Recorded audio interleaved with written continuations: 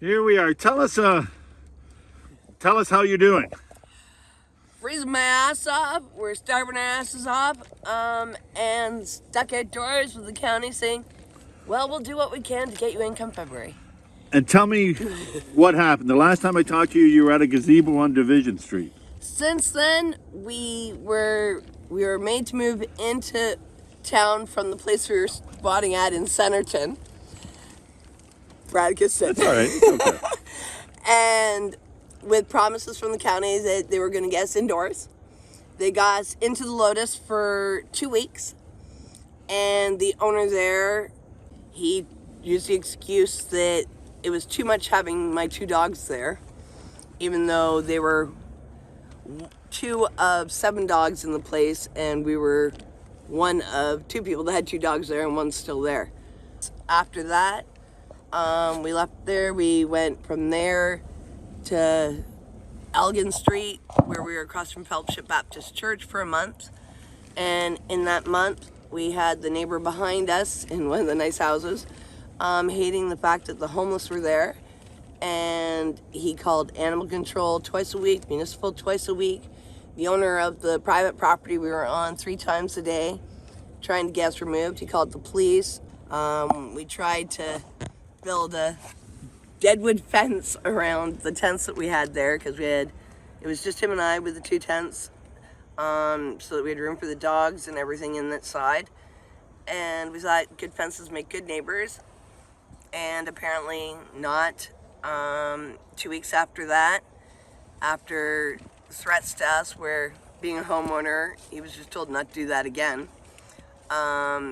They made a false call saying that my animals were being treated cruelly by Dave on a walk to Walmart. Got them taken for a month. Charges were withdrawn, and we got the dogs back a week and a half ago. We spent the month of December at 310 Division, or the hub, the warming center, being told that they weren't going to do intake at all for the upper floors till after January 1st. And all they were doing was moving over the people from 10 Chapel Street and the motel program into 310 Division. And instead they did that, as well as did intakes to people they pick and choose. Someone had just come in from out of town a couple of days prior, and he was upstairs within 2 days. And we were told that when we stopped breaking the rules. And what rules were you breaking? Every time we've asked, no one has told us. We have yet to know what rules. We follow the code of conduct that they have for clients at the hub, and their response was, "We'll find out." No one would ever tell us. And when I showed back up with the 2 dogs a week ago Monday, after we got them back, they looked at me, and the response was, "All right, now where are you going?" We said, "But you guys have animal-friendly rooms. We're going to try and get one of those." And they said, "Oh, we don't have a pet policy in place, so we can't do anything about that yet." So tell me about where you are now. Now I'm beside the Community and Family Services of Salvation Army, where the food bank is, at Division in Elgin. They're turning a blind eye to me being here. And luckily the neighbors have been decent as well in the other businesses. They've all been great with us, but we're stuck here with no heat, no way to cook. What food we get gets frozen instantly. We've had a couple of people come by in the last week that have been helpful and brought us some hot food, but other than that, we're out here freezing and starving. Dogs are good, they got plenty of food. But You had hopes for 310, didn't you? we had high hopes for 310, but it seems to be run completely on a favoritism game. If you're friends with them, you're good. People are able to do fentanyl deals in the back corner of the property and get moved up to the transition house level, to the permanent rooms or temporary shelter rooms until you get up to the 4th floor where you can rent one there. They got taken up, whereas me prescribed weed, using it a block away with the police and municipal fine with where I'm using it. They're saying that's the reason they won't move us up. Yet we're not doing it on property. We're not even, it's nothing illegal. I was going to say it's medical marijuana. Yeah, and they're already breaking the bylaw by having a smoking area in the back corner of that property. So why you're allowed to take your drugs to put in an amnesty locker there and keep them safe. I can take it on property, I just can't use prescribed weed. And if I get edibles, I still have to take those off property a block away in order to eat one. And you were saying before, and again, correct me if I'm wrong, you don't do drugs. I don't do drugs. Drink on occasion, but even then, $30, $40 a month, I don't think it's that big a deal of drinking. And yeah, otherwise I don't do anything. I don't even smoke. How do you survive in this? Like it's minus 15 at times, and it was today. Under multiple blankets, and we've been filling hot water bottles at Timmy's at the cost of $1.50 to $3 a day. Because no one can give us free hot water to fill a hot water bottle. And you were saying before that you weren't going to go to the encampment when it was around, like you refused to go there. We refused to go there because we didn't want to be around that atmosphere, the drugs. We didn't want this type of scenario. Even on Elgin Street, we had tents with, one tent was our bedroom. We just had nylon walls because we didn't have a proper house. Otherwise, we're the same as everyone else. We go to church every Sunday. Dave's at church right now, meeting with someone trying to get some rope in that to try and help secure some of this because none of this is safe.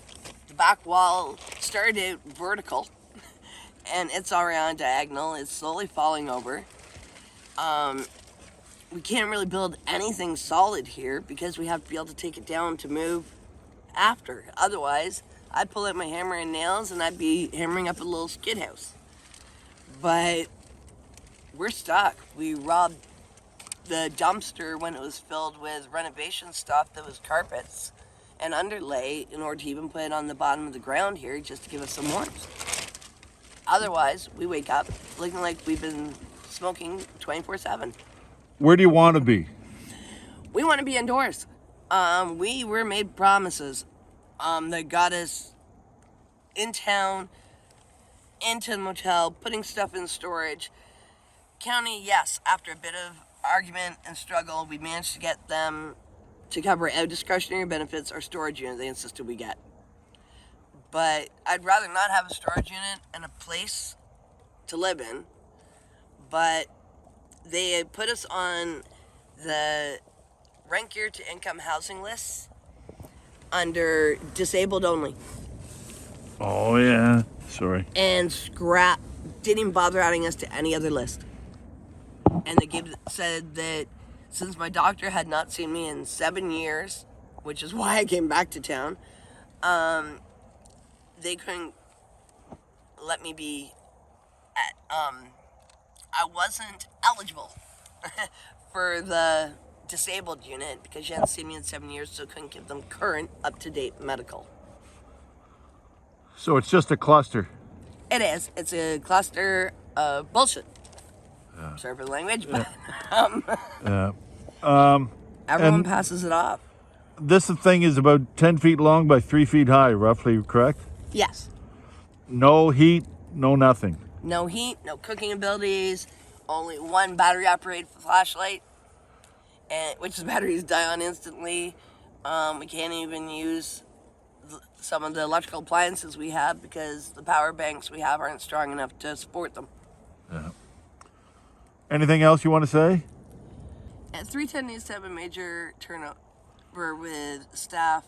As bad as it sounds, the staff that's there seem to be there because they like the idea of being well-paid, glorified babysitters.